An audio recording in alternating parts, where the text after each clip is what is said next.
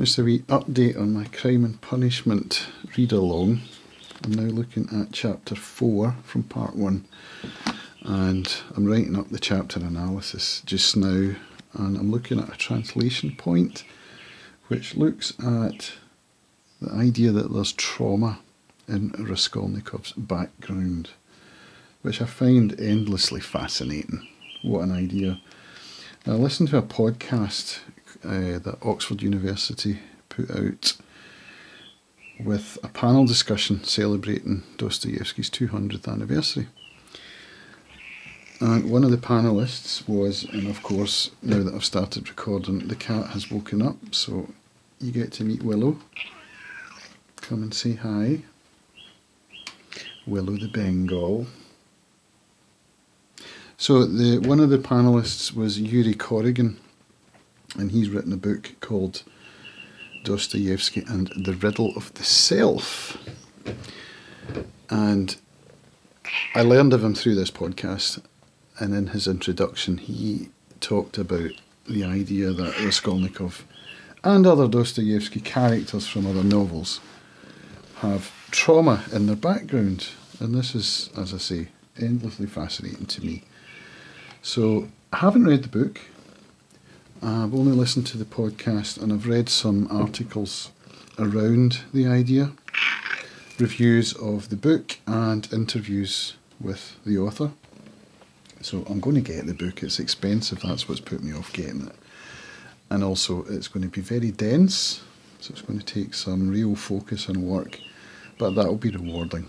It'll give me some philosophy and that kind of thing that is quite lacking in my education and my knowledge. So yeah, I think the Kindle version's like 40 quid, something like that. It's like academic books, they're expensive.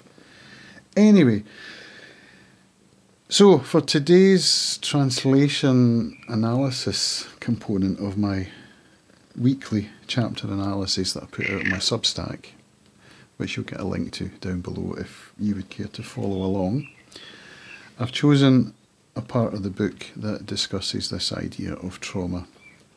So this is a direct quotation from the Roger Cockrell translation, and it says, "Yet none of these questions were new or unexpected.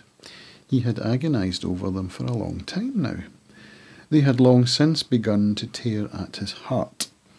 His present anguish had its origins in the long-distant past. It had grown, gathered strength, matured, and become concentrated, until it had taken the form of a single, terrible, horrendous, and outlandish question torturing his heart and brain, insistently demanding an answer." There we go. His present anguish had its origins in the long, distant past. Now, up until now, we don't know what form that anguish might take, of what this thing was in his long, distant past. And I've read the novel twice, and I don't recall ever having that revealed to us, so it's an interesting point. And I'm going to be looking up some more of Yuri Corrigan's stuff to refresh myself and learn more about it. If you would like to have a look at the other translations, I'm reading 8. Well, I'm not reading all of them, I'm comparing them.